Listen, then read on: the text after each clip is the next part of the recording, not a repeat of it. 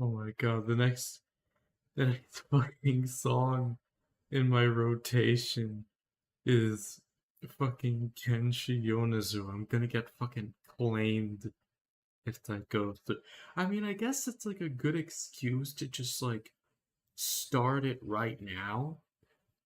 So uh I'll just put up like something small, something quick, so that way I can just get myself in VC. Real quick, I'll just start this. Alright. That's simple. Um okay. So just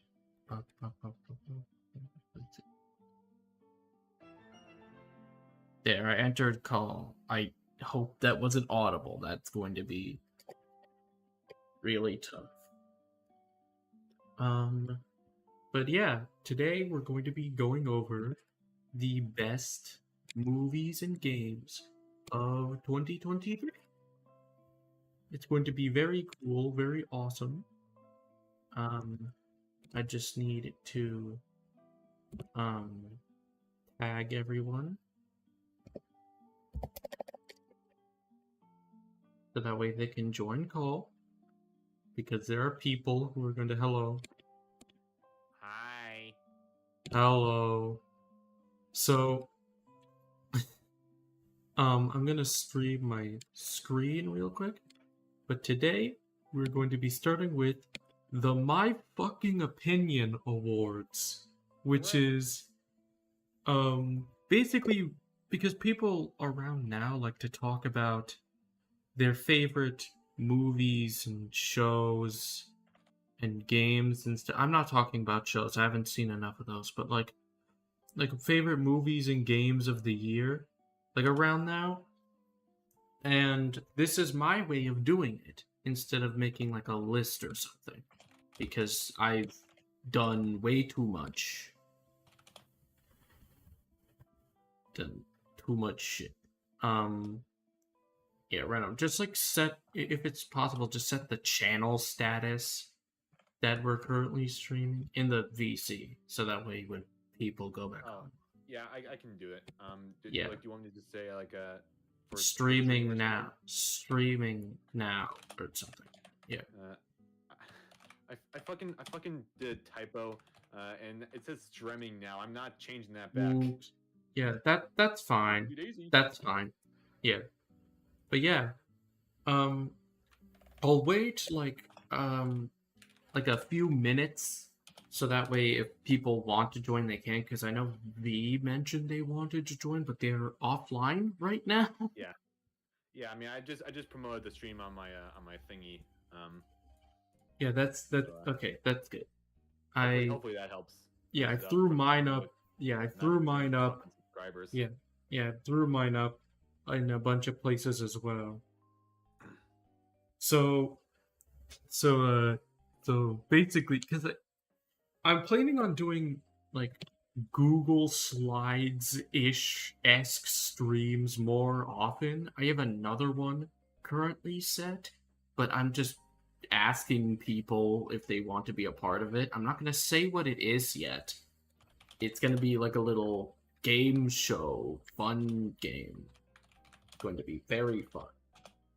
I'm just waiting for people to respond to my DMs so that I can get this going. But for now, I'd like to mention that first we're going to be starting with movies. We're doing movies and then games. There's like 53 slides here between both of them. God. Um, I really went all out on it. I feel like now's a good time to start. If people join in later, then All right, 10 bucks. 10 bucks says that you mentioned Aquaman 2 somewhere in this slideshow. 10 bucks. And I'm not oh, know if you know what happens. You know what's yeah, happening. yeah. Just in general, yeah. Just in general, yeah. So first, I'm going to make something clear.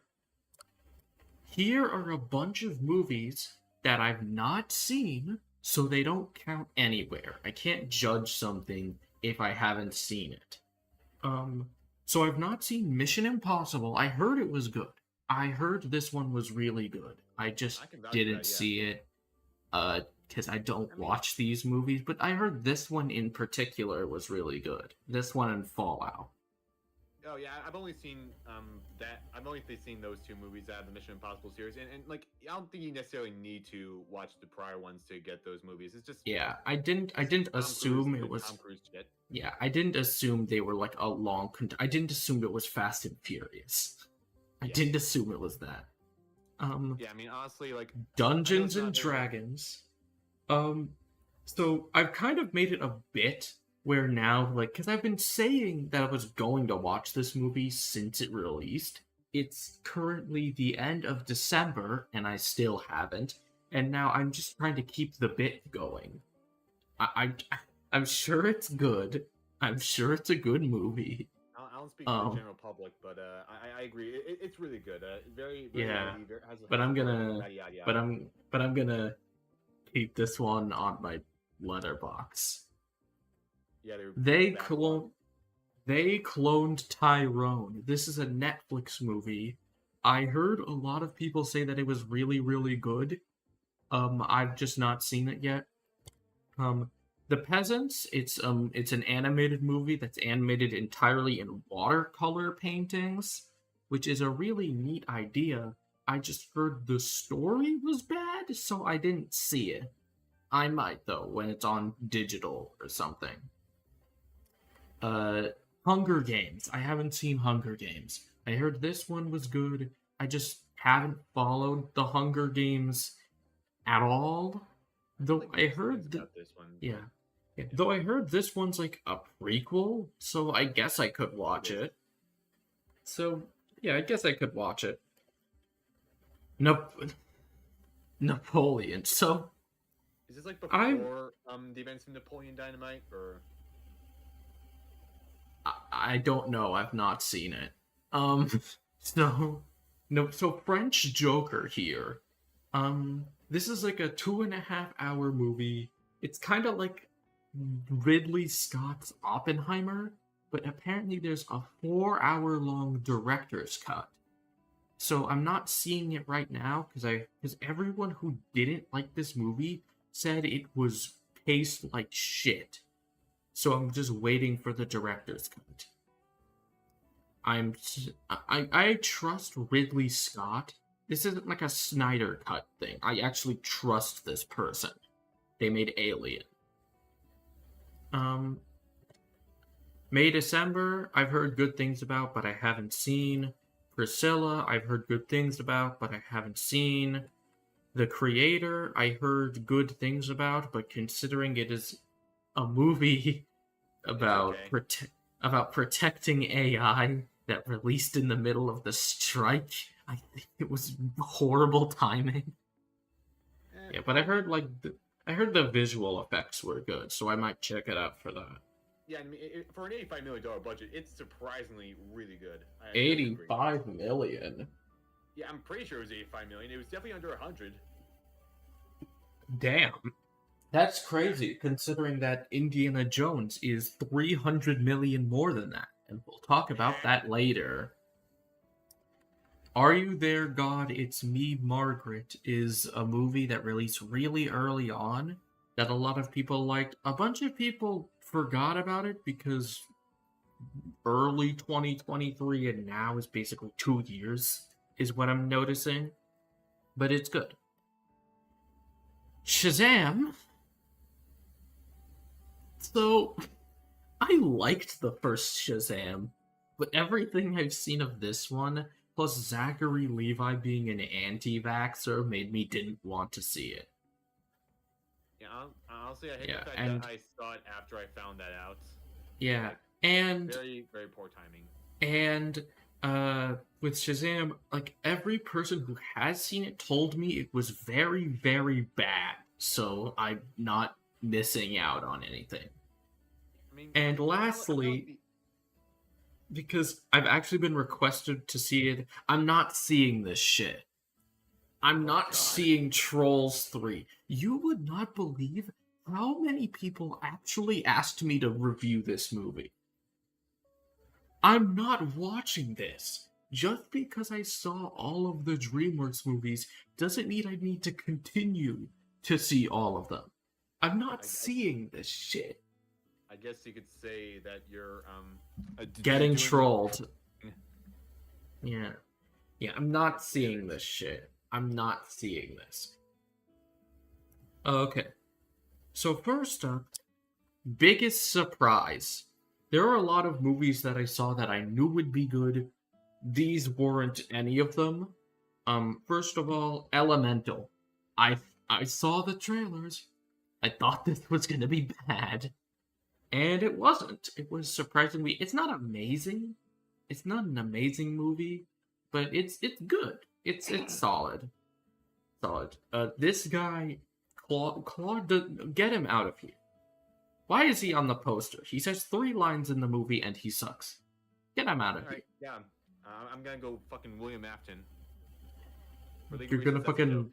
You're going to Lee Harvey Oswald, fucking Claude.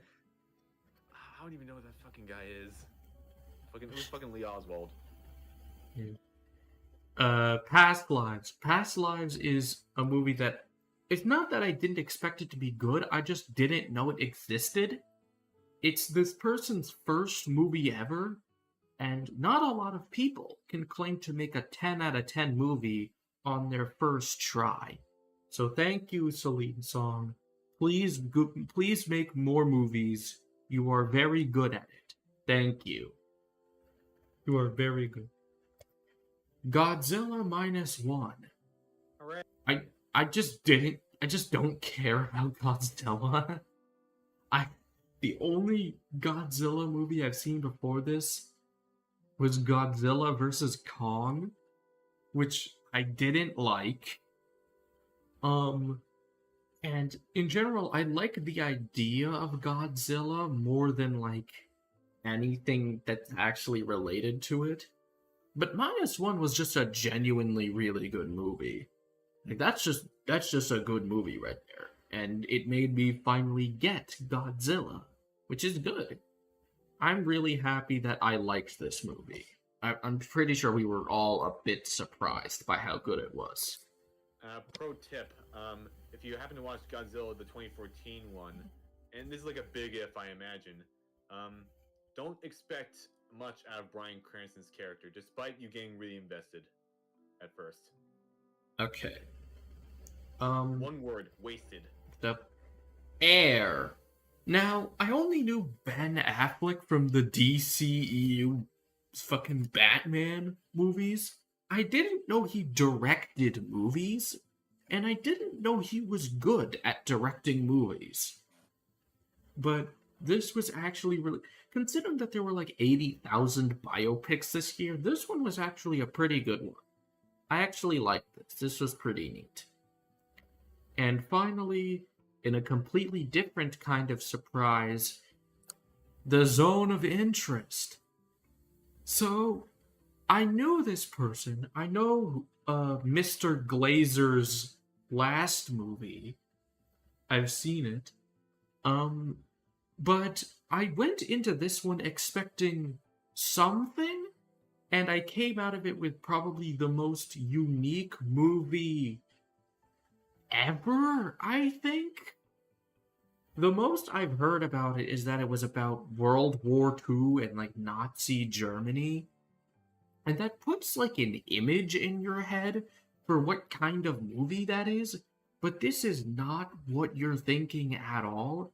Like nobody, there are like zero, like no one gets killed on screen or anything. It's not like tragedy porn or anything. It's just like really quiet and really still, and you're gonna exit the theater thinking everyone you've ever known is secretly a Nazi. So thank you, Mr. Glazer. Very cool. I want to kill myself. You know, when you said you knew Mr. Glazer, I thought you meant like you personally knew him, like. No, I don't know Jonathan. He's British. I've never been there. I've never met him before. Guys, don't tell Quackfire that my boyfriend is British. Don't tell him at all. Oops. Ah, fuck, And damn it. biggest surprise, Godzilla. Hooray! Hooray, Godzilla. Past life. That's just my really dramatic gasp.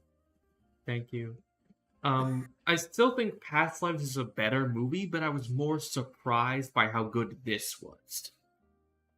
Because I just didn't care about Godzilla. So I was more surprised. Okay. Next up. Consequently, biggest disappointment.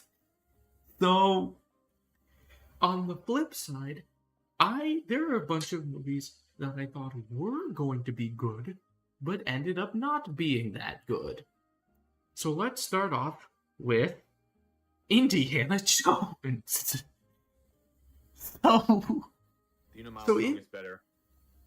so Indiana Jones, like, here's the thing. I had reason to believe this one was going to be good. I didn't really care that much for Kingdom of the Crystal Skull, but I didn't think it was as bad as many people said it was.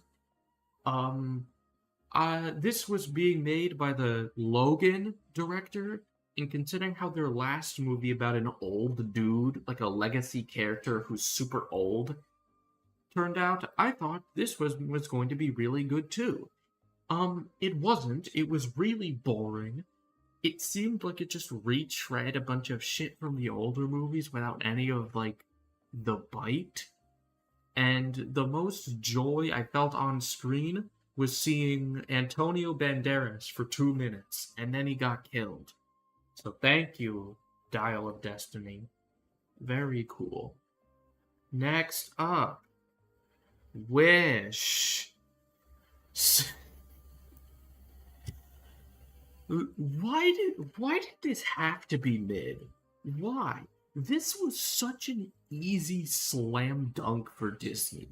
It's a Disney musical with a creative new art style that I actually really like. That's a musical that has like an actual villain who's evil from beginning to end. Like this was supposed to be good. And then they fumbled it with really bad writing and really, really bad music. Why did the music have to suck? This never happens. Who made the Chris Pine song? I want to speak with them. Next up, Good Burger 2. so I didn't expect Good Burger 2 to be good. I expected it to be bad, but Good Burger 1 was bad, but it was also fun. It was also charming. I liked Good Burger 1 even if it wasn't good. Good Burger 2 is just a straight up bad movie. It Good is Burger just 2, it more is like, just a it is just a 2 hour long guava juice video. It is I'm gonna make my pun now. Good Burger 2, more like Bad Burger Doo Doo. good shit. Very neat. Good Burger 2, bad movie, one of the worst of the year.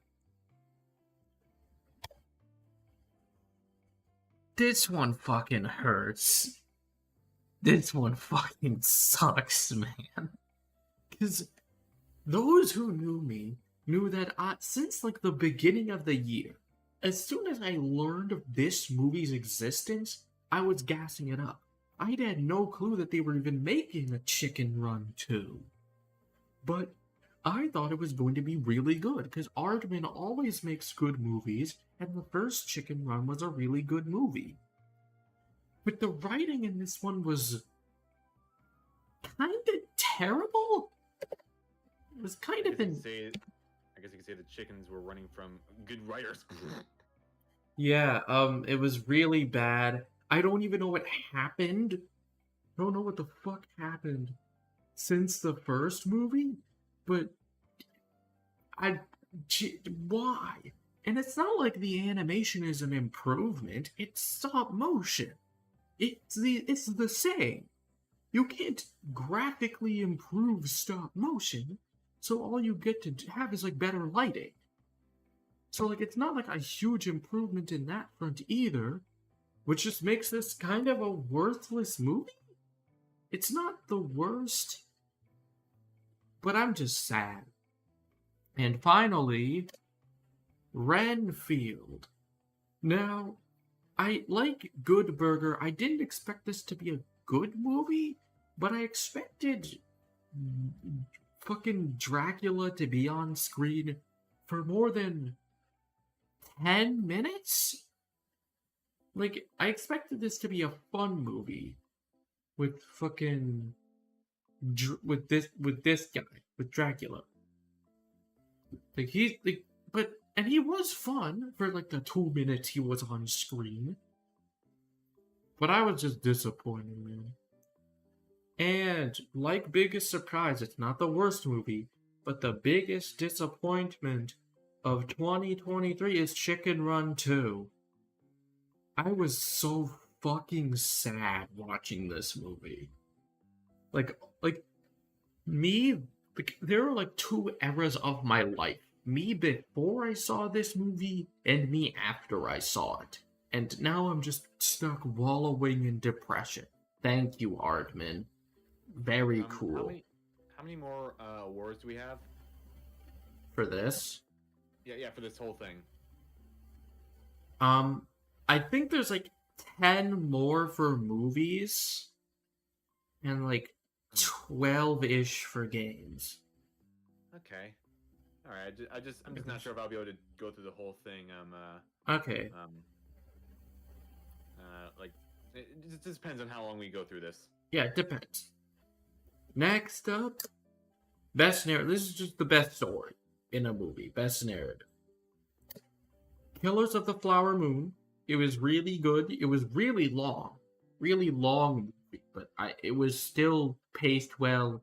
It made me I left it very angry movie. Past Lives, like I said, really good movie, really good story. Was very sad. It was good. Oppenheimer. They took a movie that was just white people talking in rooms for 3 hours and made it more fucking nail biting than like any of his action movies. It's probably Nolan's best movie. I need to double check. The Holdovers. I'm a really big fan of movies that are both really funny and really sad. And this hits the nail on the head. Very good. Yes. And Poor Things. The fucking plot of this movie is if I explained what this movie was about, you'd probably think I was a crazy person. But they play it completely straight, and it ended up being really good. And it's Past Lives. Hooray! Good movie. Please do more after this. Not much to really say without spoiling it, but at one point, this lady's husband writes a book called Boner. So that's how you know it's a good movie. Watching it immediately. I'm fucking watching this after the stream. Yes. Best performance, best like acting. I included all different types, best acting in general. Ryan Gosling Ken. He was the best part of the movie. He was very funny, and he was actually able to make the actual story bits with his character work.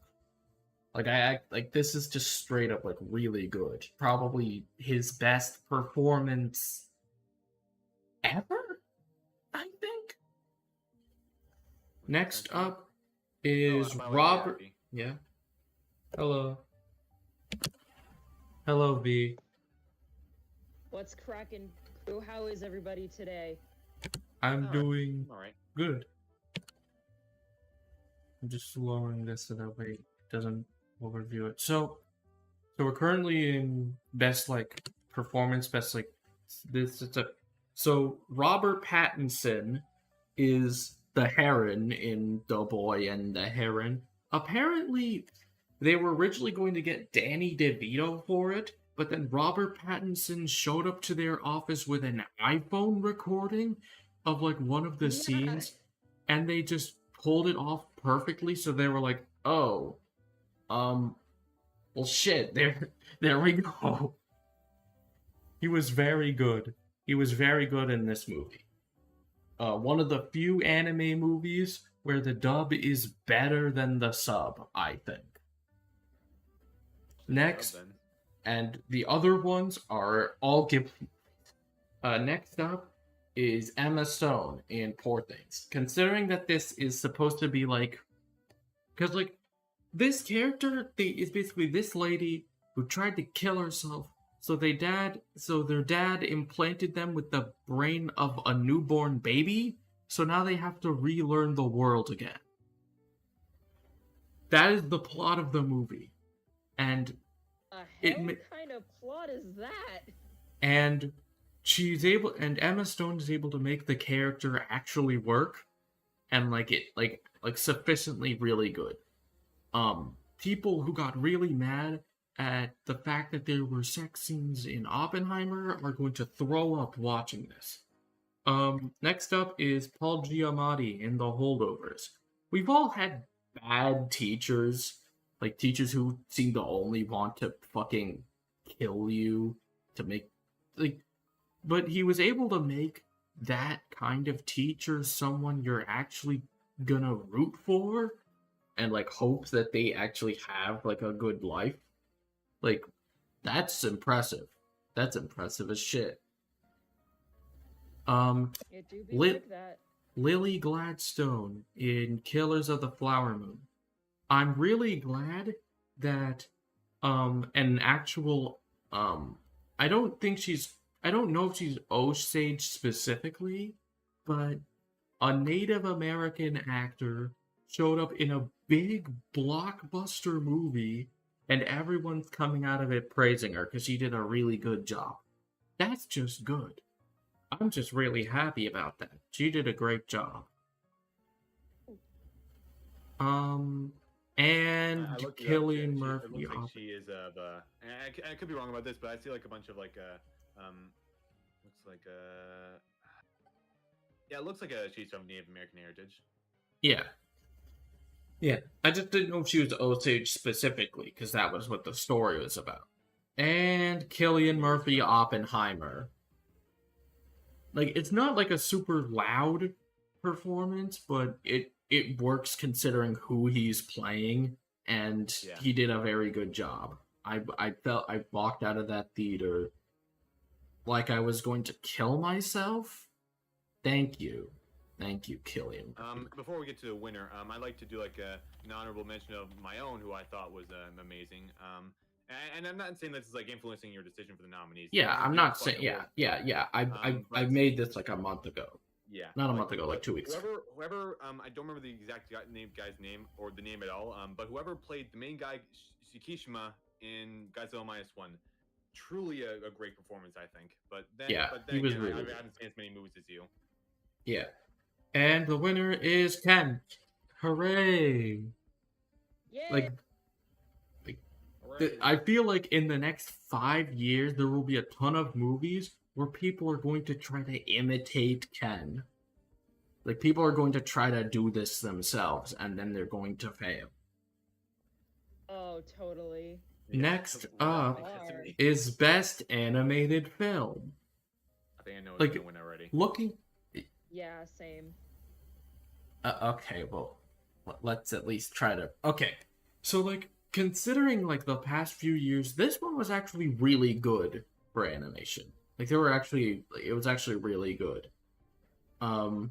So first up is Suzume, which is made by the person who made Your Name. It technically released last year, but it released in the US this year, and this is when I saw it, so I'll count it. It's basically a 2023 movie. I didn't think that they'd be able to make a really good romance disaster movie where this guy turns into a chair actually good. And like it's not even like a full chair. There's like he's like a three-legged chair for the whole movie. And it was actually good. I was surprised. That was fucking great. Next up is Boy and the Heron. I only started watching Ghibli movies this year, and by the time this came out, it felt like a movie I've been waiting for my whole life. And it came out at literally the perfect time, considering what its message was. Like, and it's also probably the best looking 2D movie ever. So, like, there it is. It's not super, like, straightforward. It's a very abstract movie, but it's one that the more I see it and the more I think about it, the more I like it. There's a boy, Next, there's a heron. Yeah. yes. Next up is Spider-Verse. So Spider-Verse, obviously, elephant in the room. It's only part 1, and it's not even like part 2 is releasing in a year anymore. Like, I don't, considering what we heard about how the fucking animators were treated, I don't think it was going to release next year anyway. But disregarding all of that, it's still the best superhero movie ever. Yeah. It was really tense, and like the ending, despite the fact that it didn't really end per se, it got to me. There was some great shit in that ending. So after that is Ernest and Celestine 2. I doubt anyone has ever heard of this movie. Oh, no, but I've heard of Ernest and Celestine. I just didn't know that it got, like, a movie. Yeah, this is its sequel. This is a very cute movie about a bear and a little mouse dethroning a fascist government. Yeah. Really nice movie. Even if I kind of liked the first one more. It looks great too. This is what the movie just straight up looks like. That's good. And Nimona. So, I feel like it said Pneumonia. pretty much all I needed to say about it, apart from the fact that, look, I've seen like this in the comments of my review. I had to undersell the movie. I saw it before it released. I wasn't going to spoil that Nimona tried to kill herself at the end. I wasn't going to spoil that. But, like... I'm completely unfazed, because I did see that movie, too. Yeah, like... Damn.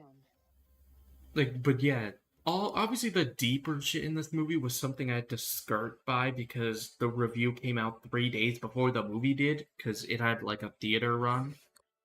But, yeah, very great movie. I've been waiting for this for a long time, and it came out better than I thought it was going to be, which I already thought it was going to be good.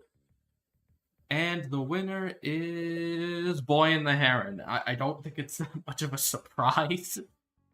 If you know. I still need to see that movie. Yeah. I'm already disappointed because they already removed Boy and the Heron from all of my nearby theaters 2 weeks after it released. It's already... Shit. Like, there are still... Bank, though? Like, that's... It did. It did. But they removed it because they... That's crazy. Alright, guys, we gotta make room for Aquaman 2. Yes, that's the actual reason. That's a really good movie. That's the actual reason. Because that took up the IMAX screens. That's the actual reason. Great. We'll talk about it later. Next up, middest movie of 2023. This isn't, like, the worst movie, but, like, there's nothing quite like a solid 5 out of 10 movie. Just the most mediocre middle of the road. Yes. First up is Transformers Rise of the Beasts. I don't even remember what happens in this movie. The only thing I remember is that they tried to set up a G.I. Joe movie so they're starting a Hasbro cinematic universe. But I don't think that's going to work, considering no one saw this. Apart from... Okay, so what happens are robots turn the cars and gorillas, right? And Yeah, that's It's the joke. Transformers. It's Yeah. Transformers. I can't believe people thought this movie was going to be actually good. But I it's mean, I expect it Transformers. to be mid at Yeah, very it's most. Transformers. Five Nights at Freddy's. So for the longest time, I had a full review planned for it, but I just missed the boat on it. This movie, I was so confused leaving the theater for this movie. Because, like, on the one hand, it's FNAF, so, like, it could have gone worse. Like, the story could have been worse. But the longer I think about it, the more I realized how kind of embarrassing this movie is. Like, obviously it made a lot of money, but, like, it just seemed like a movie that existed purely to satiate FNAF fans. And to be fair, this is the best FNAF-related thing we've gotten since 4. Take that as you will. Yeah, even as somebody who like, I feel like this is a movie that like the diehard fans will enjoy, and this is me. This coming from somebody who actually watched it in a server once. I And watched this shit in I a just thought it was theater. okay. I saw Yeah, this I shit just in thought the it was theater. okay. Yeah. Yeah. Next I will up. say I will say Yeah. they put a lot of care into the set design, and that's Yeah. really admirable. Yeah, it was really good. The animatronics specifically, they looked really good. Like, they looked Yeah, weirdly and to good for this think, movie. no CGI whatsoever. It was all That's puppetry actually except for, like, yeah. yeah. I wonder and in why. some How did they get a knight? instances- Yeah, and in some Not that instances, they were, quirky. like, Not actual that actors in quirky. bodysuits. Yeah. Yeah, I will say it is really funny how they had these super expensive FNAF animatronics, and most of the kills had to be done with the cupcake because it was easy to CG it. Yeah. How much LEDP 445? Thanks. welcome. Next up, probably the first movie that would come to your mind when you think of the middest movie of the year, The Marvels. So, I already didn't really like the first movie, and this is definitely an improvement from the first movie, but it feels like a movie that's like, who is this made for? Because it's not made. Women. Yes, unironically, but like, genuinely, like, it's not billed for like a theater audience because you have two characters back here who are found in TV shows. And most of the people who saw those people on the TV shows would just assume this is a movie that would be thrown on Disney Plus a week later. So of course no one wanted to see it. That being said, Iman Vellani as Miss Marvel was actually really, really good.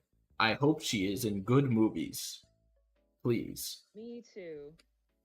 Next up is Ruby Gilman Teenage Kraken. So, Yes, being on teenage crack. the more I think about it, the more I wonder why I even expected this to be good. I didn't expect it to be great, but I thought it would have been, like, fun. This is the most boilerplate animated movie, like, ever, possibly. Like, the Literally voice saw cast the was good. trailer. Oh. The character designs are hideous for the most part, but it's whatever. It's made for... Like, the only character that they allowed to not be hideous was the main antagonist. Yeah. Like, maybe if in another life I saw this as a sticky iPad kid, because that's clearly what the movie was made for. And Wish. I talked about Wish earlier, but it still feels really sad that it ended up the way it did, considering just how much was going for it. Yeah, I literally saw all like the concept art of what could have been, and I'm like, damn it, Disney, why couldn't you have done this? Yeah. It's like you had a better film under your nose, but it was just like, nah, we gotta keep it 100. Ha ha ha ha. That's fucking. It's so mad. I'm so mad. Anyway, but this isn't an award for like the most disappointing. We already did that. It was Chicken Run. But for middest movie, I'd say it's Transformers. Yeah. I mean, I don't- Transformers has been consistently mid, but like Disney has been going like, it's just been declining over time. Yeah, Whereas and while I'm Transformers has just always been mid, so it makes Yeah. sense. yeah. Best visuals. Moving on. Yep. It's not even Yeah. I'd argue personally this is the best looking movie ever. Oh no, I 100% agree. It's I'd it's say, probably like- the best. It's like definitely up there, and I hope the animators actually get paid for Beyond the Spider-Verse. No, I think Yeah, I have to like respectfully disagree because I think the most amazing looking movie this is like a very niche movie. It's called The Amazing Bulk.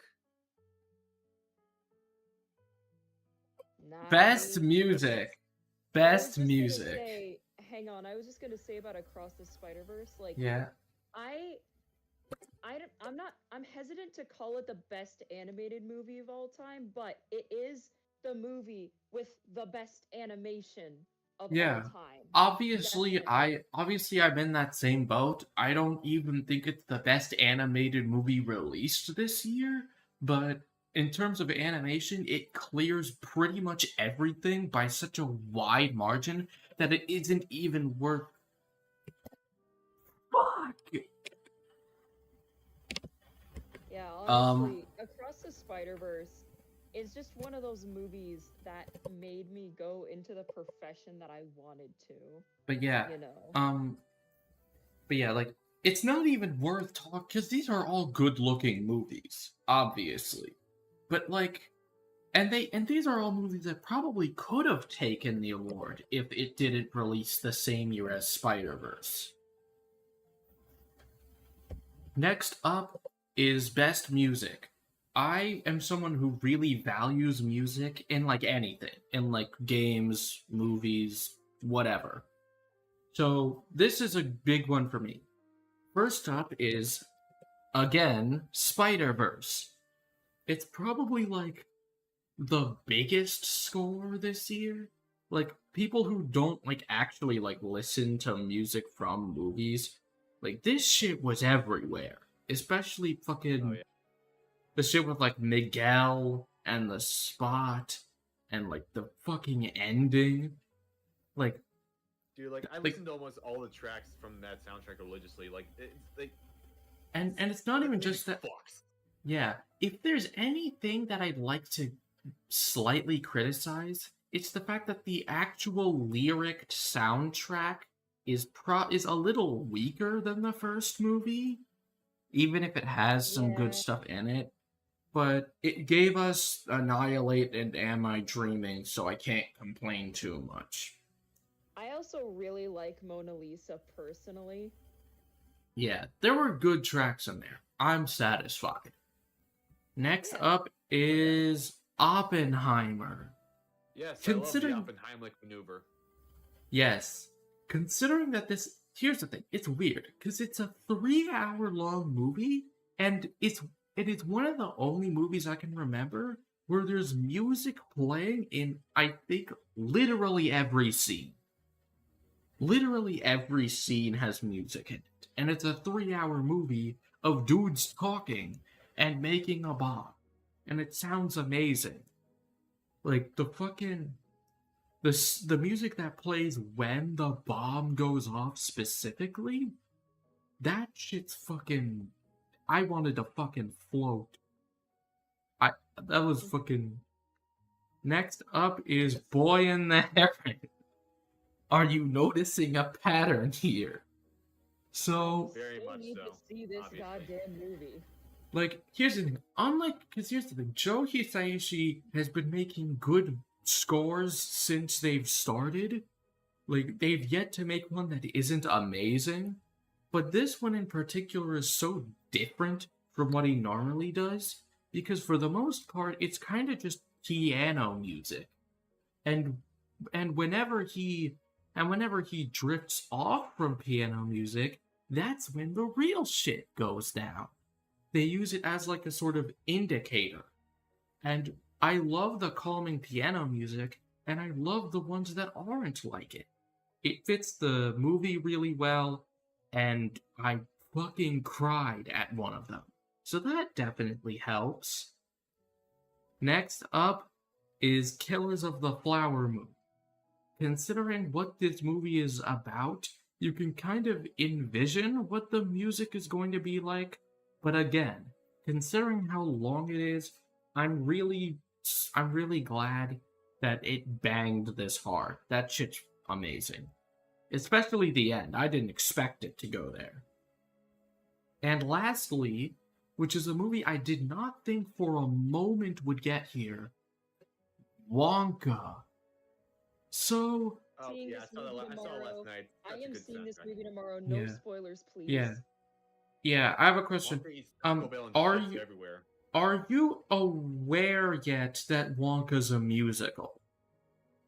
I am. I like musicals. Okay, so all I'm going to say is that this shit's fucking whimsical as hell. Like Hell a lot yeah. of the music's great. There's like I want to talk about this so bad, but it's fine. I mean, It's if you like, I mean, we We can can have talk V about it Devin. like sometime in Like- the future. Yeah.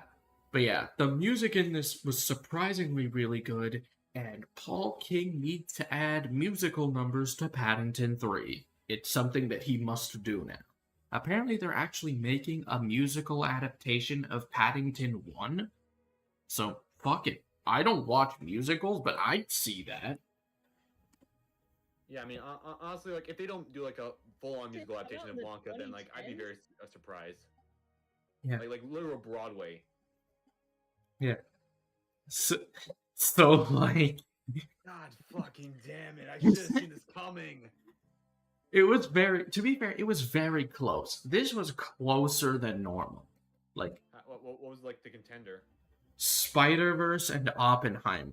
This shit was really close. I listened through all of them again just to make sure my decision wasn't recency bias, and it wasn't.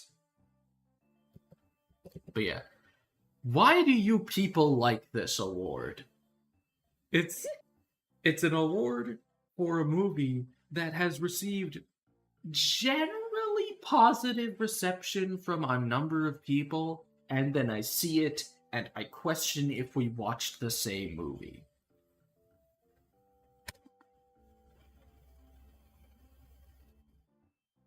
Scene. All I know is that Nate Jacobs is in it. It seems like a movie that was bred in a lab to appeal to Tumblr, Starbucks, white girls who want to post gifs of men kissing on Twitter. And like, it's the worst kind of bad movie where it thinks it's brilliant. It shows you these scenes that are like, yeah, look how shocking it is that this dude licks cum out of a bathtub. And I'm like, this is just weird. I'm not shocked. This is just stupid. And then they do, Behind like- this, or am I going crazy? No, this isn't Sam Levinson. Okay. You would think it is. It's made for the same audience. But yeah, this is really bad.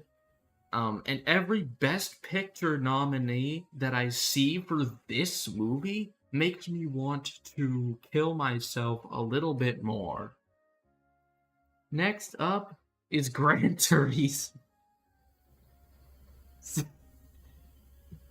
I was surprised because I saw this movie like fairly early through means that I will not disclose.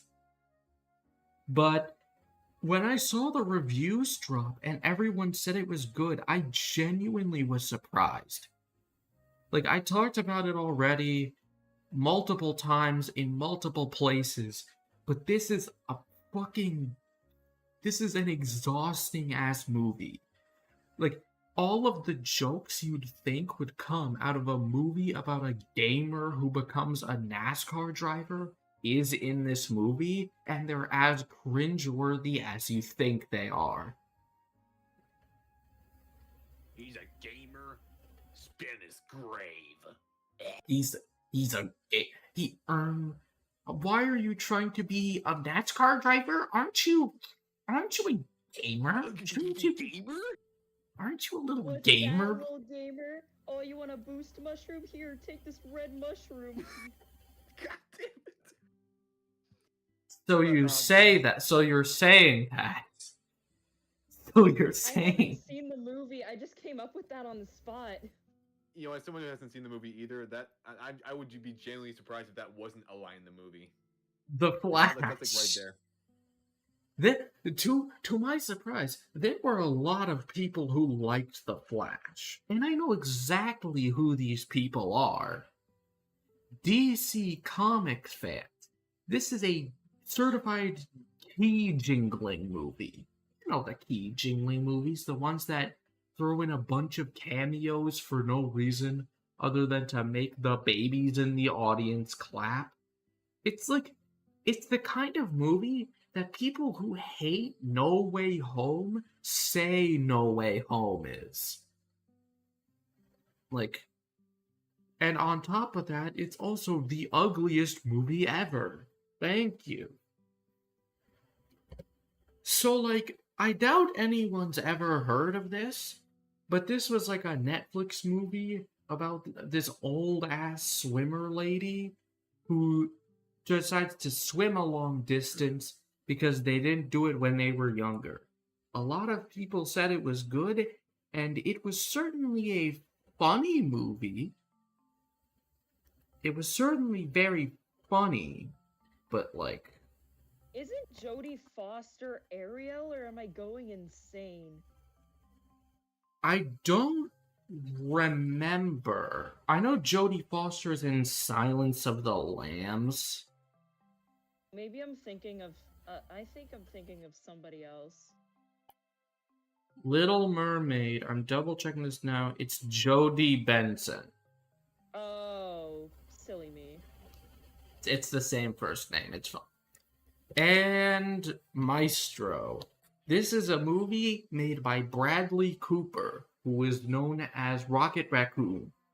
It's a movie about this conductor guy that's sort of structured like a Family Guy episode, where the movie goes, "Hey Lois, remember when this dude cheated on his wife 4 times?" And then they spend 45 minutes talking about that.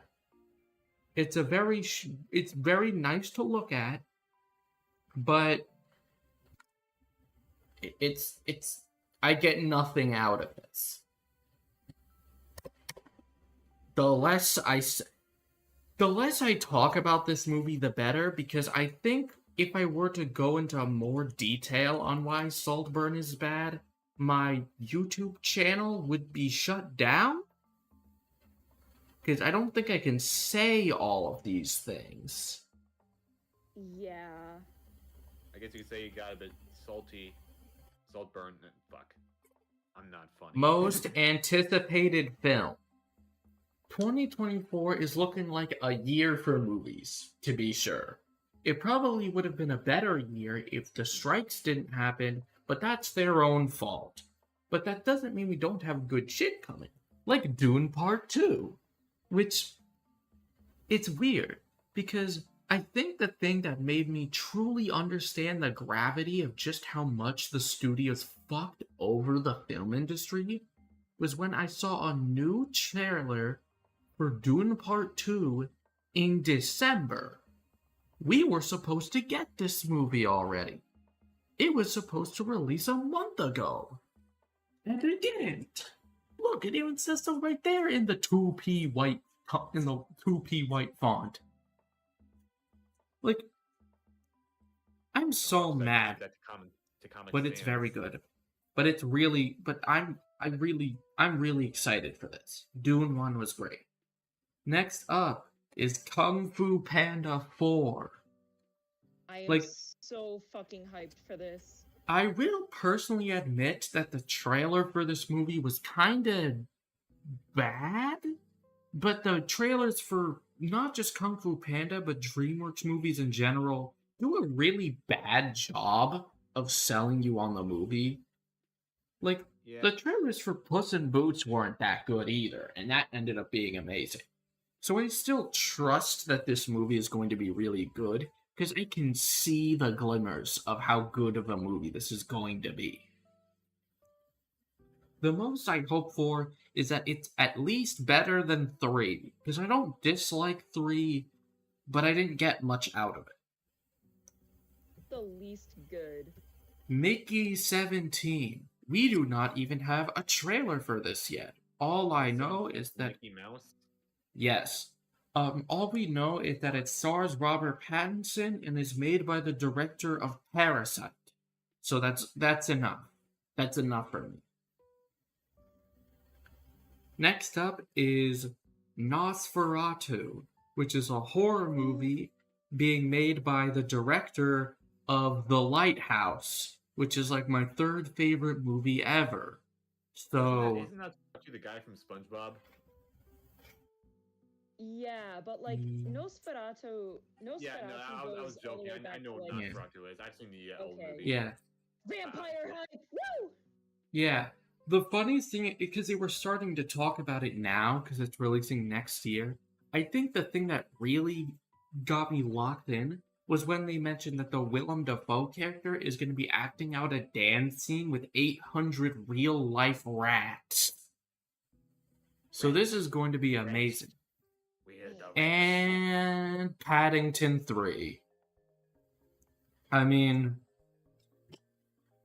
it's Paddington 3. We I go mean- to Peru, boys. Yes, we're Where going we're back there. home. And my most anticipated film is actually none of these. It's actually Madam Web. This Really? this I saw looks people like clowning on this trailer. yes, this looks like it's going to be the worst movie in history. It's being made by the writing and directing team behind Morbius. This is going to be the worst movie ever made, and I can't wait to see it. I'm gonna have a fucking blast with this. Okay. And Best Picture. There's two actually. We're doing this and we're doing worst after. So since I talked about a bunch of these at length, I'll just go through these because I have 10 here. Barbie, really good. Boy and the Heron, The Holdovers, Killers of the Flower Moon, Nimona, Oppenheimer, Past Lives, Poor Things, Spider-Verse, and Kill Myself movie.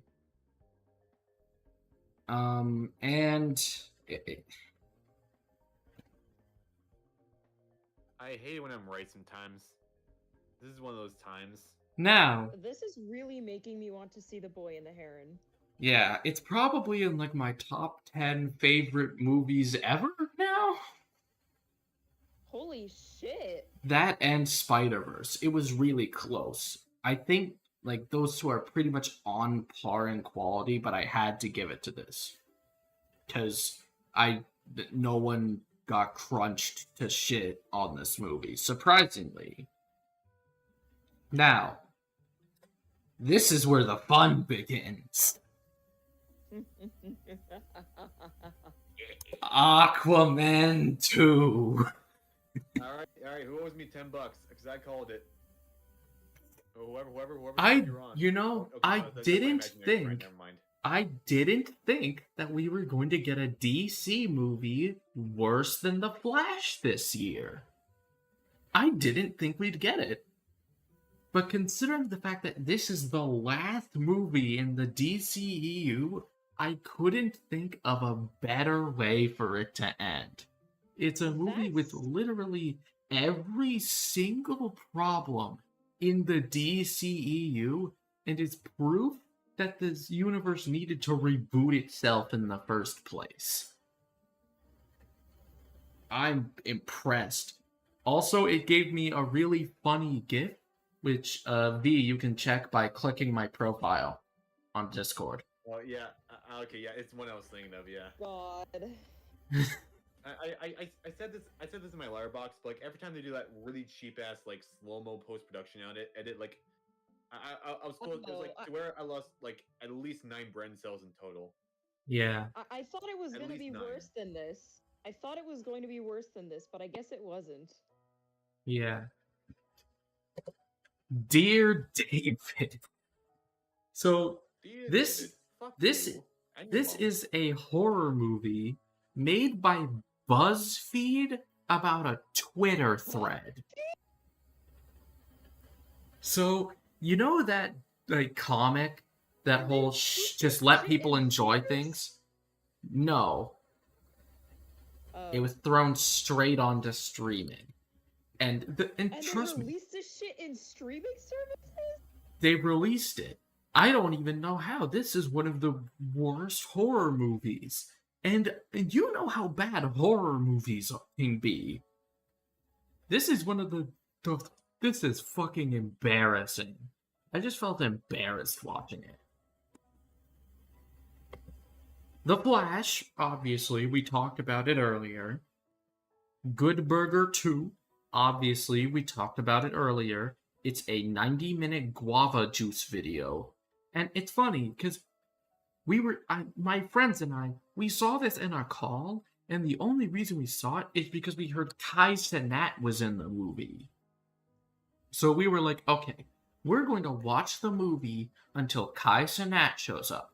And he's literally the last joke in the movie. So we just had to watch the whole thing. It was a 90-minute movie, but it felt like it was longer than fucking Oppenheimer. Did he at least act in like a hilariously bad manner? No, he just said a word. He just said a sentence. He was like, The worst. there's only like one line. actually. Oh my god! It was in the trailer too. It was in the trailer too. Didn't That's they like, it. list him in like the main cast list? Like, Oh. what's even the point in doing that if he just has one line? Bro! Yeah. Next up is Gran Turismo. We already talked about this. Peter Pan and Wendy. Look, You know, I almost watched this movie, but then I was like, nah, Look, I'll watch it later, and I don't look, think I ever will. at watch it least later. it's not racist. That's like the biggest Yeah. plus of this movie. It's at least not racist anymore. But the fact that a non-racist version of Peter Pan is still the worst version of the movie released by Disney kind of speaks to how bad the rest of the movie is. They tried to make a redemption arc for Captain Hook in this movie. This guy. Why? And they did it by making Peter Pan horribly unlikable for most of the movie. You know, Oh my the character God, that on the fucking poster and in the title of the movie. Yeah. People are going to hate this movie for dumb, stupid, dumb, conservative reasons. I hate this movie because it's bad. We are not the same. We simply are not. I fucking hate Zack Snyder.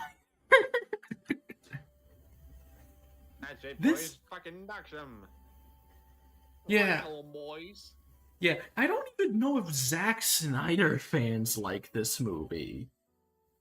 Because like, it's basically Zack Snyder's Star Wars. This was actually a rejected Force Awakens pitch by him. And Oh, I'm really glad that they didn't make this Force Awakens. I'll talk about that later. I did that by accident.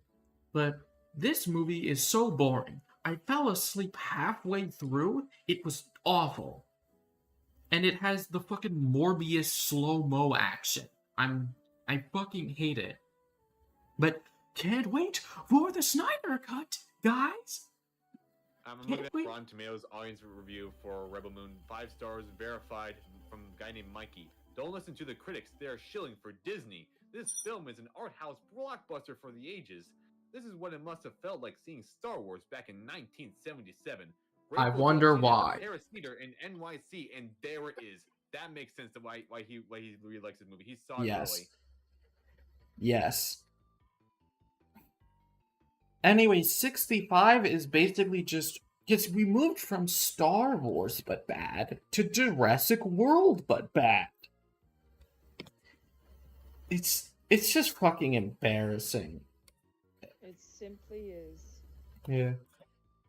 Strays, which is a movie that I would assume would be in the bargain bin from like 2000, but like you know those like realistic dogs that have lip the syncing and Bugs talking movies?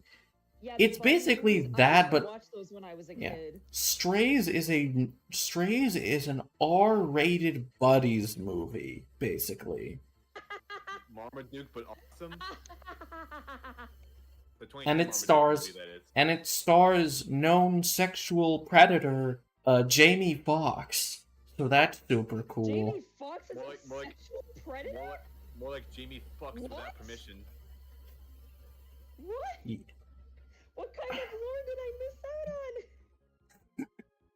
The Jamie Yeah. Foxx lore is eternal. It never ends. The iceberg is It- the size The of worst a thing fucking is Eiffel his Tower. name isn't even Jamie Foxx. I don't remember what it actually is. And Winnie the Pooh, Blood and Honey. This is the movie that single-handedly turned a lot of people against the public domain. Okay, so his real name is Eric Marlon Bishop, apparently. Yeah. That's... But Okay, yeah, this movie... fucking corny-ass Here's the thing. I think we all collectively thought this was going to be a funny bad movie when it was first revealed, but no, it was just actually bad. And the worst movie of the year is Good Burger 2. Aw, Nothing can truly equate to the soul-sucking boredom that comes from watching this 90-minute movie. It's impressive. I honestly thought it was gonna be Aquaman too. I'm genuinely surprised. Wow. Yeah. Part 2. My life Now is let's- like a video game. Yeah, we'll now talk about this. And just like last time, I'll go into a couple games that I haven't played, so they don't count. Dave the Diver, I've not played. I heard it was good. My favorite indie game. Persona 5 Tactica, which is a game I should have played, but I just didn't get around to it. I heard it was really good, and I like strategy games and Persona 5. I don't actually know why I didn't play this. I don't actually know. Don't I haven't apply played all over these. again? I haven't played these because I don't play Like a Dragon Yakuza games.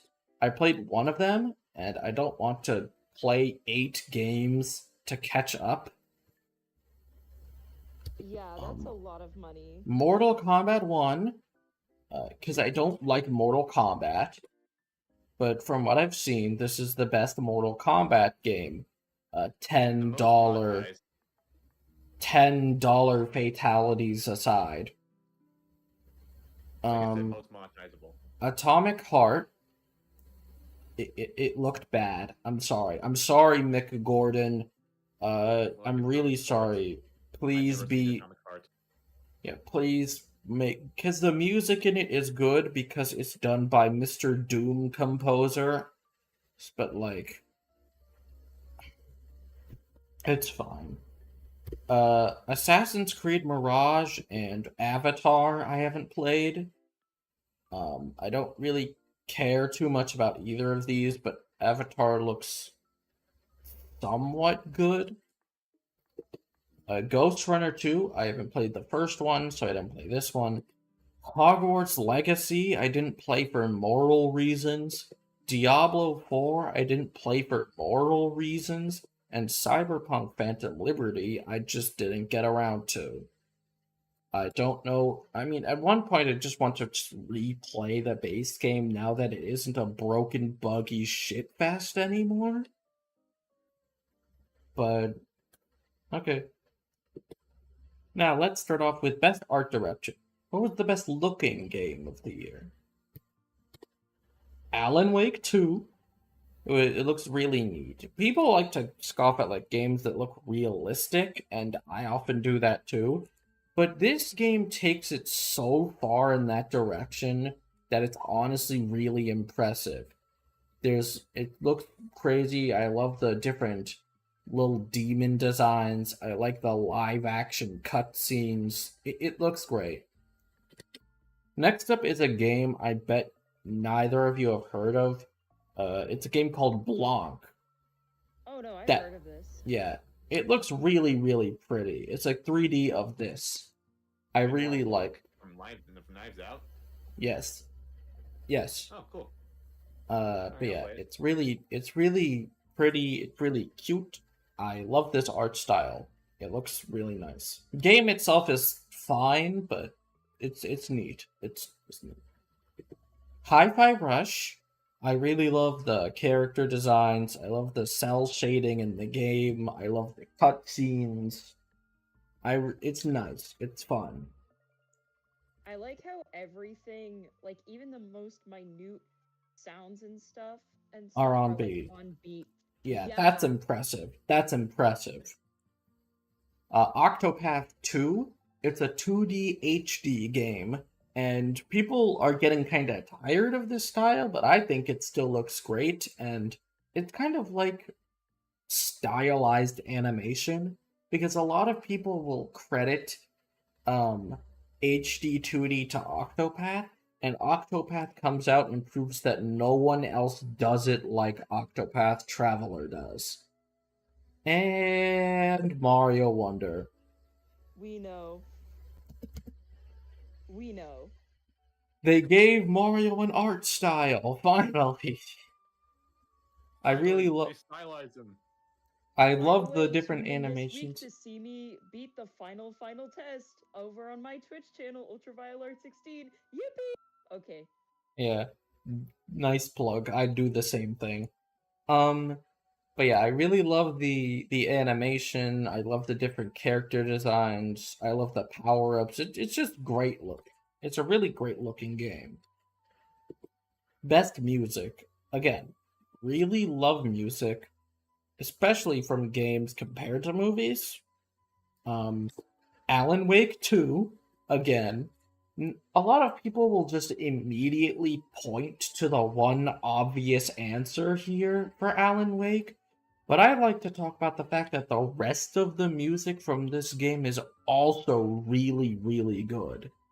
Like, they play like these songs in between chapters to help recap the story, and all of them are amazing.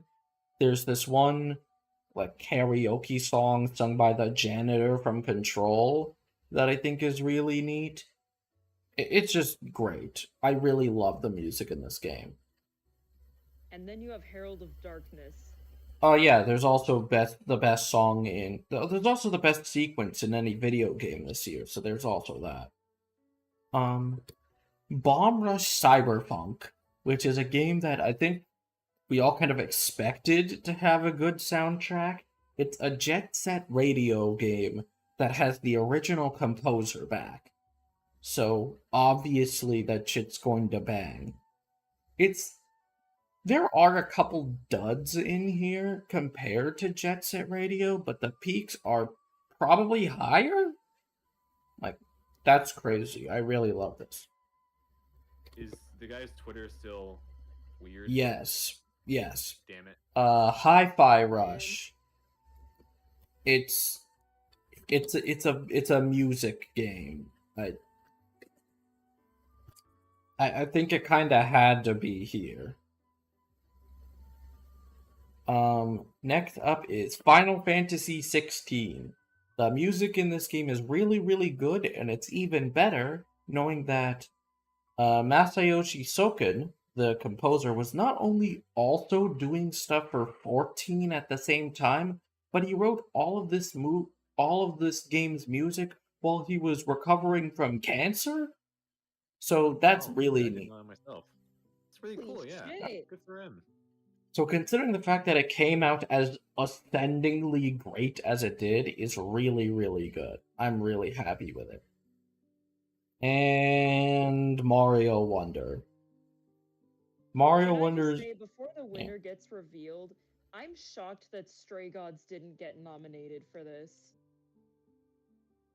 That's probably fine. fair, but I've never heard of that game. Oh, it's basically a musical with Greek gods and murder. I'm also gonna Oh. be playing it on Twitch. There we go. But yeah, I might check that out soon. It sounds like a good idea. But yeah, Mario Wonder, really nice music. There are a couple musical sequences in that game that I really like. It's really nice, really good music. And I've changed this answer a bunch of different times, like between like Bomb Rush and Final Fantasy and Alan Wake. I've been cycling through them like for the past week. So my current answer is Alan Wake 2. Like, I don't have much more to add. There's a reason why I used it as the stream starting music, and it's just fucking amazing. Remedy games always have good music, but this is just fucking crazy. Biggest disappointment of the year. Armored Core 6. Armored Core 6 has a distinction. It's not a bad mech game. It's actually a really, really good mech game. But this is when I learned that I just don't like mech games. I do not like the gameplay loop of sitting in a menu for 45 minutes and then throwing whatever creation you make at a 20-second mission and then rinsing and repeating for 30 hours. I don't find that fun. There are a lot of people who do find that fun, and that's fun. I just don't find it that fun. Advance Wars. So, conversely, the remake of Advance Wars, this one on Switch, is actually a really good remake. Apart from it sometimes looking like a mobile game, I think it's actually a pretty good remake. The problem is that it's a remake of two bad games. And that's really disappointing, because I've always heard these games were good. And now I don't know why. Fire Emblem Engage. So, like, the gameplay of this is good, but it also has one of the worst stories of the year. Like, it switches between being very boring and very embarrassing. Like, it's just sad. After 3 houses, we've regressed so far back in terms of storytelling, it's crazy. Fire Emblem Engage, more like Fire Emblem 12 gauge. How did they fuck this up? It's a 2D Sonic game. These are usually good. Like, I didn't expect it to be amazing, considering it's made by Arzest. But this was way worse than I thought it was going to be. It's not a terrible game, but like, I don't know what to say. It's just gross. Not gross, but like, it's just nothing. There's nothing that stands out about this one. All of its new ideas suck. And Jackbox 10. Similarly, these Jackbox party packs are usually really fun. But this one was broken at launch and is carried by a minigame that was made 10 years ago.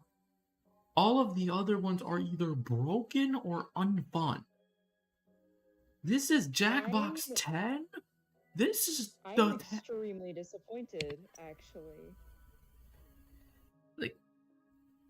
This is the game that finally made me realize maybe they shouldn't be making $20 party packs every year. Yeah, like, either give yourself more time to, like, actually fix those kinks, or, like, make actually interesting games, or just... Or make it free. Yeah, make it free. And the winner is Advance Wars.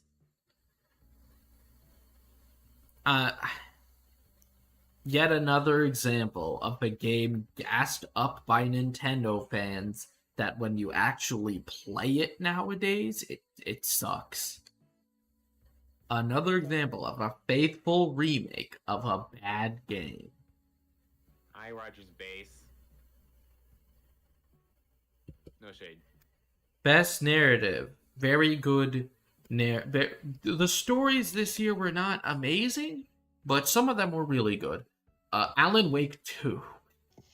So, this is, like, normally games don't try to, like, say things with their stories, but Alan Wake 2 is one of the few games that actually feels like it's trying to say something and does it well. It's also really funny, it's really meta, and it ends in a really neat way. I really love how the story developed here. Baldur's Gate 3. I actually played this. And make note of that as you see just how little it shows up later. Baldur's Gate 3 has a very good story for like 2/3 of it, and then the ending is not that good. I heard they patched the ending, so I'll double check it later. But yeah, other than that, a good story. Didn't know they blew up the gate of Baldur at the end. Jusant. That was a bold risk. This is a climbing game made by the developers of Life is Strange. So the fact that it had a good story is really surprising. It's not like a super in-your-face story, but it's one that, like, it definitely works for the type of game it is. I really like this. Really fun, very, like, atmospheric game. Octopath 2, which I'm really surprised by, because Octopath 1's story is not good at all. I'm really surprised by how Octopath 2 improved it. They did the thing that I assumed they would have done in the first game, but they didn't for some reason, where they have these 8 different stories, and all of them now intersect, because they didn't in the first game for some reason. But yeah, I loved the characters, and the way they all converged was really cool. And Venba. I'm not I actually Indian. saw somebody play Venba. It's cool. I Yeah. really like the story. Yeah, I'm not Indian, but the sort of culture conversation it's having is one that definitely affected me personally and was way more relatable than I think I've had with any game story ever. I'm really glad that I played this. It's something that I didn't know I needed. The winner of Best Narrative is Alan Wake 2. Of course. I'd argue it's one of the best stories in any game I've ever played. Like, that shit's impressive. Like, I heard good things about Phantom Liberty's story, but I haven't played it, but this shit's amazing. Worst character in a game. Like, on the topic of stories, some games are just dragged down by that one character that you want to punt or shove in a locker. Easy example, Shawnee from Eternites. So, Eternites is like this RPG that was made by fans of Persona 5 who wanted to make a Persona 5 type game. And their way to make Ryuji is to make them a perverted, annoying, fucking in-your-face, screaming at you goblin man who I would 100% shove in a locker if I knew them in real life. He is a gooner in every sense of the word. And they made the story so much worse than it already was. Next up. I think I know what the nominees are going to be. I think I know one of the nominees, but I'm not going to say it. Next up is Freya from Forspoken. I fucking knew it. As soon as I fucking thought of it, I knew she was going to come up. Now, obviously you could point and laugh at their Joss Whedon dialogue, but there, I did it. But what I didn't know going into the game was that Freya was also just an awful character. Because I'll point out a specific scene. So one of her friends just watched their dad die from an invasion and starts crying about it in their room on their own. And then Freya shows up and like, well, at least you're in your own world. I'm not even in my own world. I can't even be with my parents. Like, what the fuck is wrong with you, bitch? Oh! Read the fucking room! Like, and their switch to being a quote-unquote likable character was so rushed that I don't even believe it.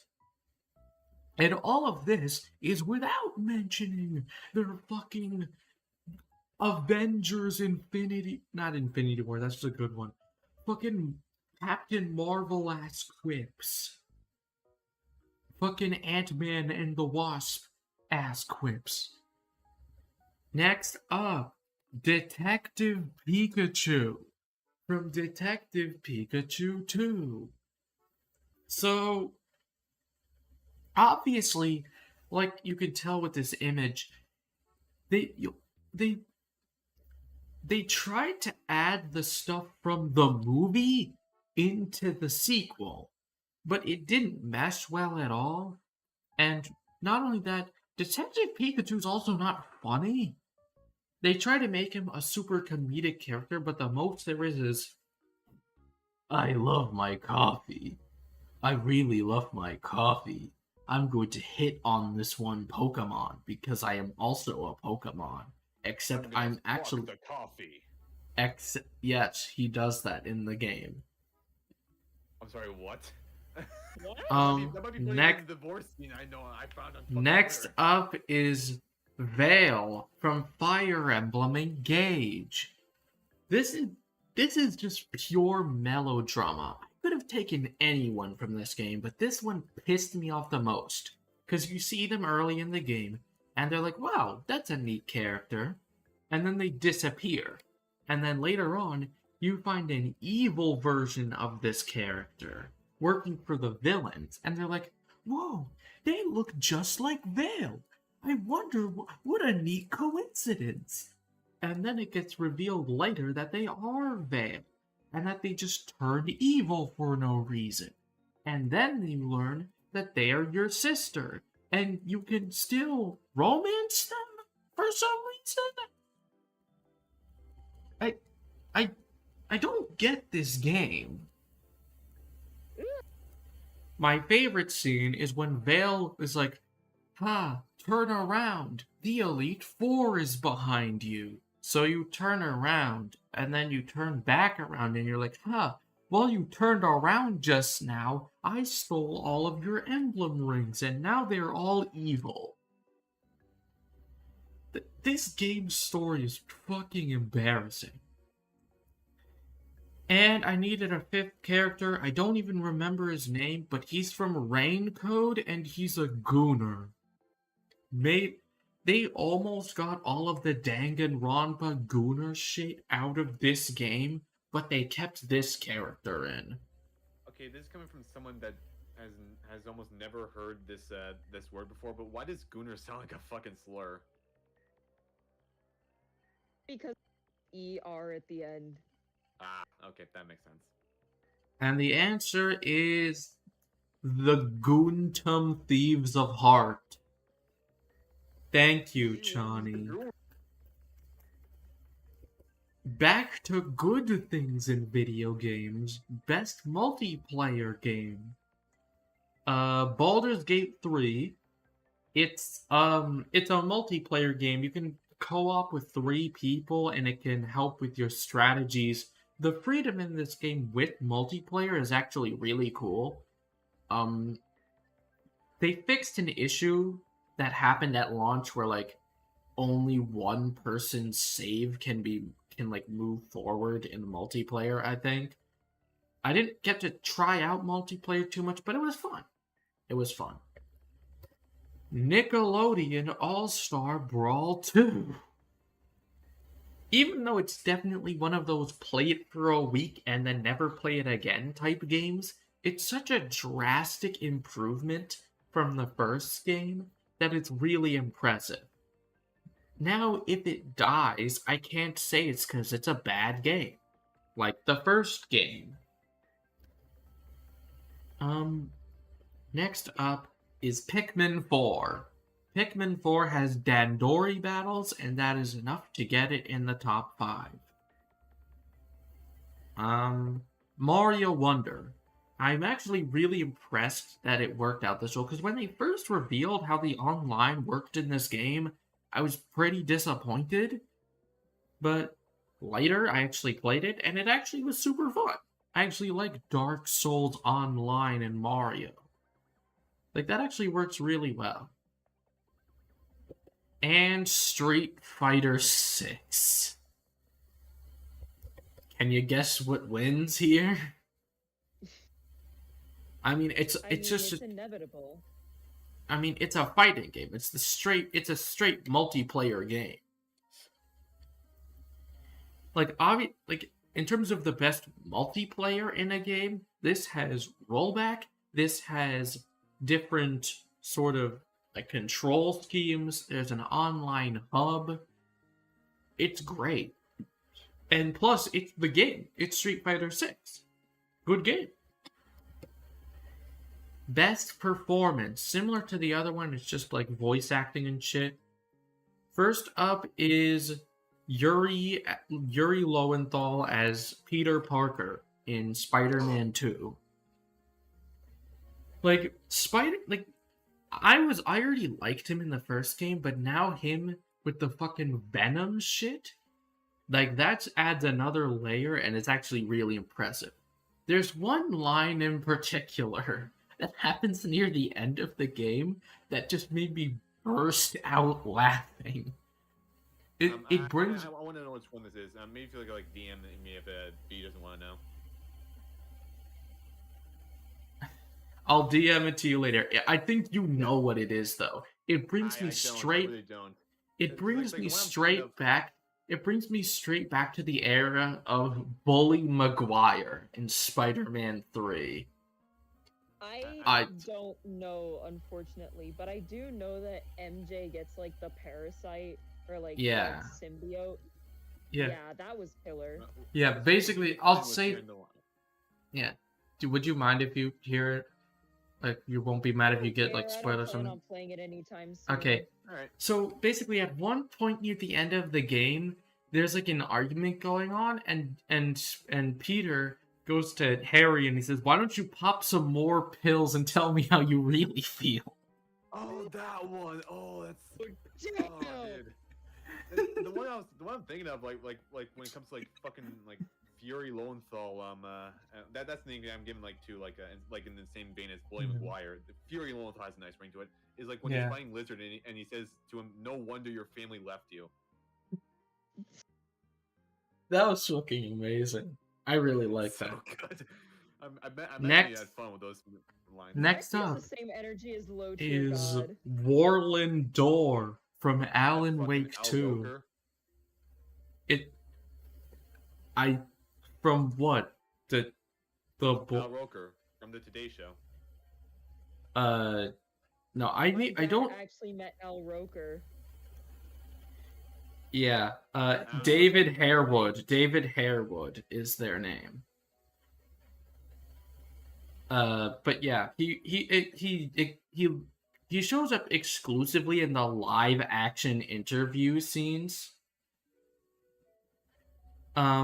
And he did a really good job. He definitely gives me that sort of vibe. I don't know if you've seen it, but he was in Supergirl and Wendell and Wild, this actor. But yeah, he did a great job. Neil Newbon as Astarion in Baldur's Gate 3.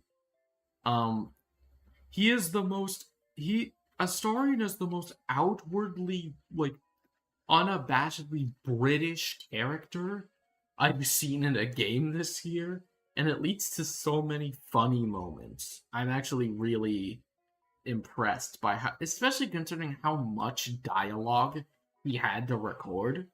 That shit's crazy. It do be like that. Ben Starr as Clive Rosfield in Final Fantasy XVI. He is the sole reason that story is at all interesting.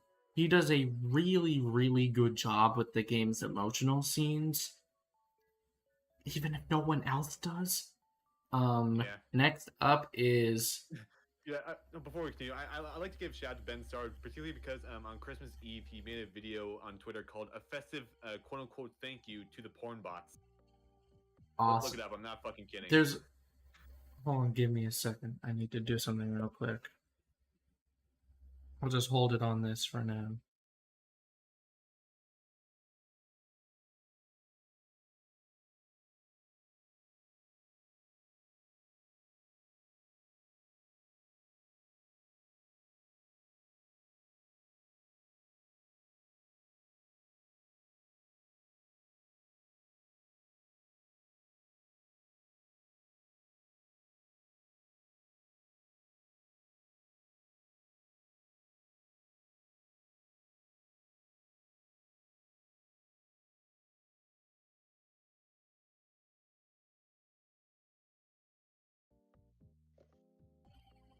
Okay.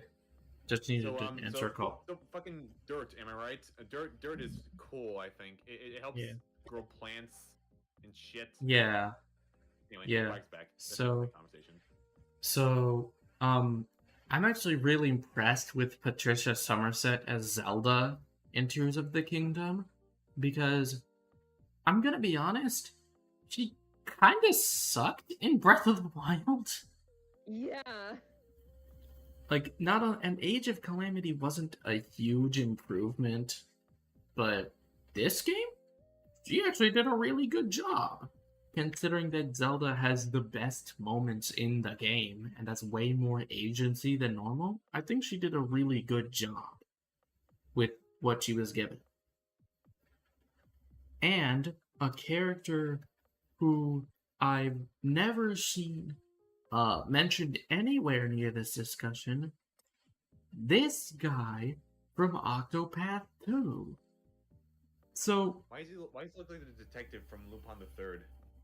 yeah, if you know him, if you know Herlock Sholmes from Ace Attorney, he's basically that. He is really, really, really funny. I'm really... he's just a joy throughout the game, and I'm really impressed by his acting. Yeah, Particio. And it's Ben Starr. Shout out to Mario for making a good performance as Clive. Thank you so Yeah, I was much. about to say, I would have been fine with Yuri Lowenthal not winning if Ben Starr won, and so I'm perfectly fine with this. I'm perfectly fine with this. Yeah. He There's did also amazing. there's He also amazing. Ben Starr with their fucking Mario audition. That was Oh pretty yeah, I remember funny. that video. That was so good. That was so good. Next up Yeah, I is was gonna say, wait, I thought Kevin Afghani was Mario this year, and I he didn't even know was that he also was yeah. existed as well. Yeah. Best indie game. No Dave the Diver is here. I actually know what is an indie game. Bomber Cyberpunk for one. It's a great throwback to Jet Set Radio that very unfortunately released like 4 months before the real Jet Set Radio game was announced. Like, they're probably fucking kicking Damn. themselves. Cocoon. This is a game that is made by the director of Inside and Limbo. Well, one of them. Basically, the two of them made games together, and then they got into a big fight and split up. One of them made a game 2 years ago, and it was bad, and the other one made Cocoon, and it was really good. Damn. I'll talk about it more later. Now that's what I call good drama. Dredge. It is a sort of horror game where you're just fishing on a boat, and you get these creepy little fish. It's really atmospheric, and I really enjoy it. All right. So Pizza Tower. So I feel like there's not much left that really needs to be said about Pizza Tower. Yeah, but it's very good. And Sea of Stars. It was funny because I saw something earlier today, because this was made as like a retro throwback to games like Chrono Trigger, and then the actual director of Chrono Trigger, they went and were talking about how well they thought the game did, and I was like, oh, that's neat. Imagine making a game based on something that you've wanted, and the director says, I might actually make a new game because of this. That's really cool. It's Bomb Rush. The Chrono Trigger fan base is dying. Repost if you are truly trigger happy. Yes. Anyway, the winner is Bomb Rush. I was desperate for Jet Set Radio shit this much. It's a perfect. It's perfect. Good shit. Next up is best mechanic in a game. So let's just get the obvious one out of the way. Ultra Hand. So I feel like this is the core of why Tears of the Kingdom is so good, because like the month after this game released, seeing what everyone was able to do with this was so fucking fun.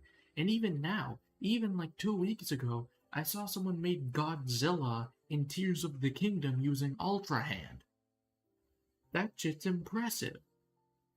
I'm too, like, for me, as I'm getting into game design, it meant that I was able to have just enough fun with Ultra Hand to use it really well during gameplay, but not fun enough to, like, brag about it on Twitter with, like, clips and shit.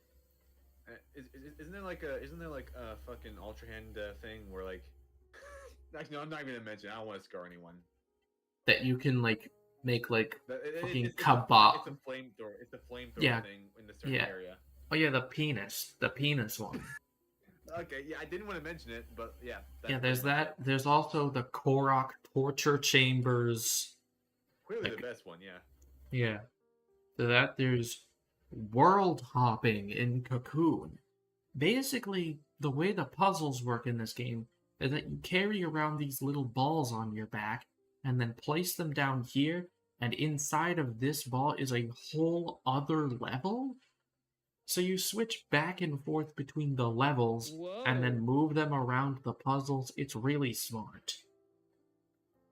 It's really cool. I'm impressed they were able to do that. Next up is the Wonder Flower. It considering that they needed to find a way to Yeah. make this game more special, I think having something that basically allows Yeah. the designers to do whatever the fuck they want is really cool. Like, I'm really impressed by this because they had like 80,000 different wonder effects and all of them are fun. Next up is rewriting the story in Alan Wake 2.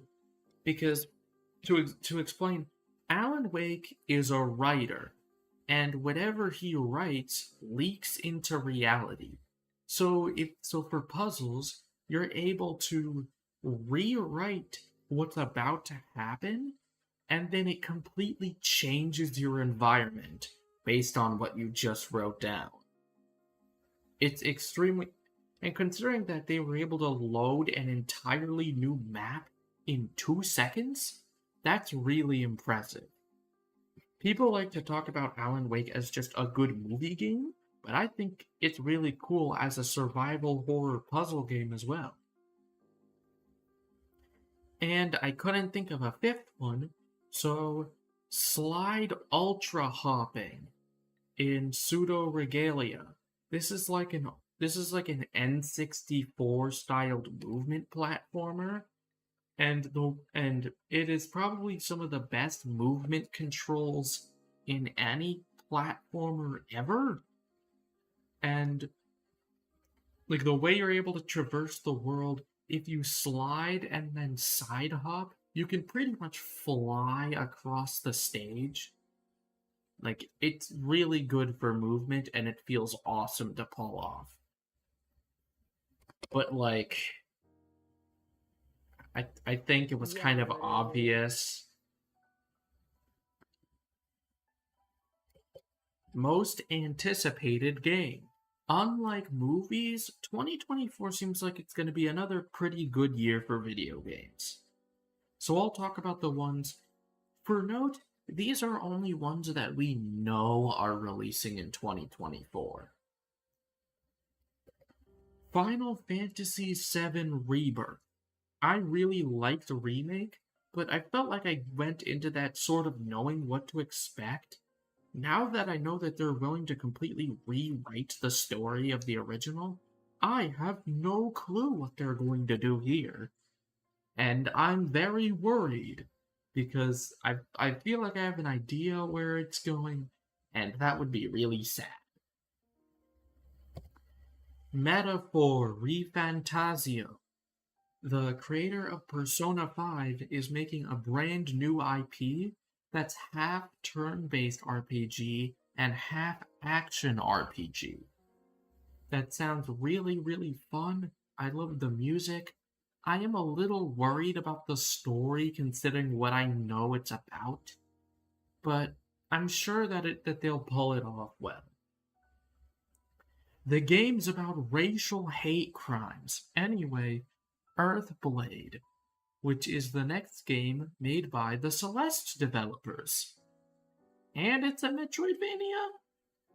Like, I'm locked in. This is a game that's pretty much scientifically engineered in a lab to be a game that I will enjoy. And give me a second. Hades 2. It's going in early access next year, but like, it's Hades 2. Hades is one of my favorite games ever, and it just seems like more Hades. So I'm excited for it. And Black Myth Wukong. Developer aside, It looks like one of the most high quality and imaginative Souls-likes I've ever seen. I cannot wait to pirate this game. Yeah, And the I winner might actually play is... Hades 2 someday. Yeah. And the winner is Earthblade. Very, very great idea. I feel like I said, it feels like a game manufactured for me to love it.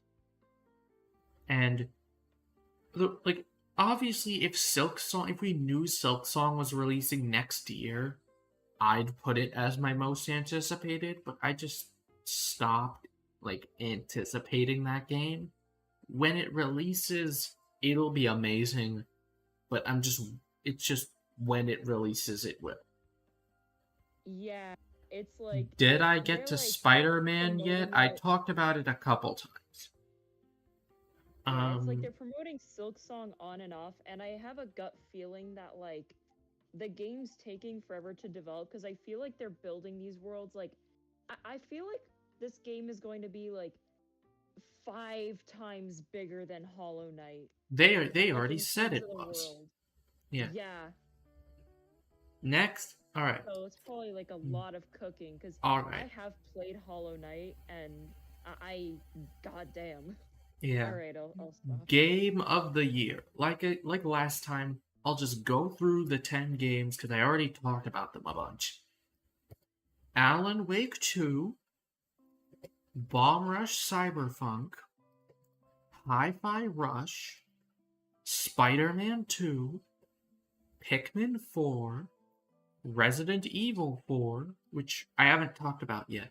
It's a really good remake. I don't think it really needed one, but it's a very massive improvement compared to something like Dead Space, which was just the game in HD. Really good remake. Sea of Stars, Street Fighter 6, Mario Wonder, and Tears of the Kingdom. And my game of the year, game of the Tears of the Kingdom. It's Zelda. Yeah, that game was awesome. Yeah, I've mellowed out on it slightly, but I'm definitely ready for something else from Zelda, but this is probably the best that the Breath of the Wild universe will get, and it's amazing. It's an amazing game. No matter what the clickbait nitpick YouTuber thumbnails will tell you, it is a very good game. Yeah. Also, like this year was fucking stacked in general. Like I'm surprised, like how many really good fucking games we got. All of these are a 9 out of 10 or above, except for That's Sea of Stars, but like it's still really good. It's insane to think about. Yeah. Now, Yeah. worst game of the year. We had an entire thing about this on Bloody's stream, but we'll talk about it here because my picks are a little different. I saw. Detective Pikachu Returns, which is impressive. It is a narrative puzzle video game with a bad narrative, bad puzzles, bad video, and bad game. It's impressive. This gives you literally nothing to work off of. Eternites, which is the most embarrassing game of the year. It's definitely a game made by Persona fans for Persona fans, where you play as one. I felt embarrassed playing this. Why does this game exist? Who was asking for this? Who was asking for a 1-2 switch sequel? Literally no one asked. And internal tests said that this was going to be their worst game ever or something, and it wasn't. It wasn't even their worst game this year, but it's still something, all right. I mean, I'll be honest. I kind of did ask for a 1-2 switch sequel just because I thought it'd be really funny if it did. Yeah. Wish Forspoken. granted, I guess, but at what cost? Yeah. it's kind of just Jackbox but bad in a year where we already have Jackbox but bad. Modern Warfare 3 campaign should get an honorable mention of the worst story game ever. I've not played it. I've not played Modern Warfare 3. I heard it was bad. I don't even play Call of Duty that often, but I heard that that one in particular was really bad.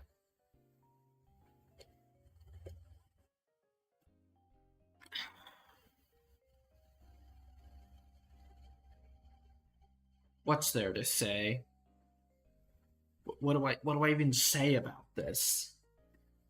It's at the very least, it's a 20-minute like free Steam game, but like I feel like this is the apex of bad indie horror games.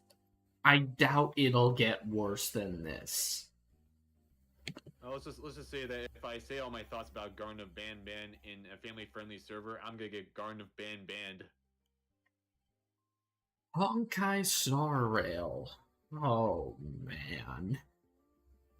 So, despite my tuffles with MiHoYo fans aside, it's kind of just a bad turn-based RPG with a super confusing general theme and surprisingly bad music. Like, I hate Genshin, but Genshin's music is really good. But this game's music is surprisingly bad. Wow. The Lord of the Rings Gollum. I feel like, because we got a bunch of games this year that were just embarrassing, and like this was one of the first few ones that were just major. Also, I should probably mention this because people are going to ask, no, the day before does not count because the day before is not a video game. It is a money laundering scheme. That does not count. My Hero Ultra Rumble. It is an ugly My Hero Academia themed Fortnite clone. I don't even like this anime. But like, it probably deserves better than this. Maybe. Red Phone. It's a co-op shooter with like 0 enemies on screen, and it looks ugly and it's buggy as shit, and the story's disjointed, and I hate Bethesda. Not Bethesda. But I think they made this. I already forgot. I know Xbox published it. And then they were like, oh man, I know that this game is bad, but we can't just succeed because of good games. And Skull Island Rise of Kong.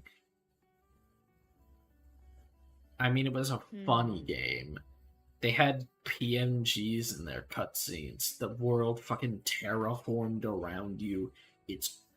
But it still surprisingly somehow looks better graphically than Sonic Frontiers. Congratulations. What? Very cool.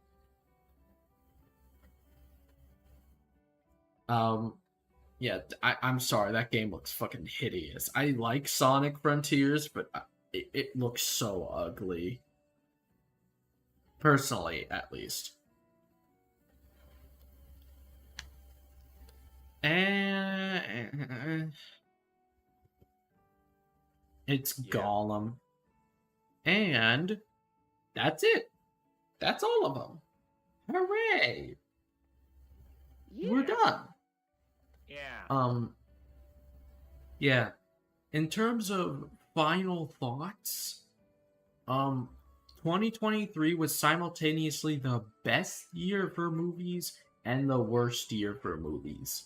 The best year for games and the worst year for games.